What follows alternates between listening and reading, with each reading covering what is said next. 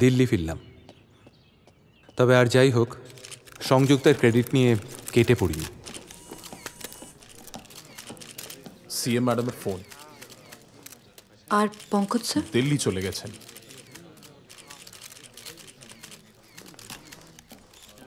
Yes ma'am. Congratulations Sanjukta. Thank you ma'am. ওই তো সেদিন প্রেস কনফারেন্সে বলল, অনারেবল প্রেসিডেন্ট গ্রামে ফেরার অনেক আগেই টেররিস্টরা বাংলায় রক্তবীজের মতো ছড়িয়ে পড়েছিল।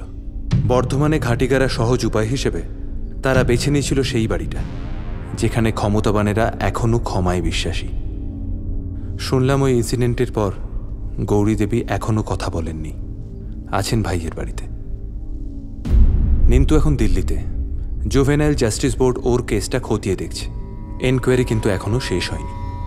আবেদিনের কর্পূরের মতো উবে যাওয়া, মাক্তাবা থেকে মুনিরের ছবি পাওয়া, মালার ঠিক বছর 2 আগে গৌরী দেবীর বাড়িতে আসা, কে এনেছিল ওকে? মন বলছে তাড়াতাড়ি আবার বর্ধমানে ফিরতে হবে।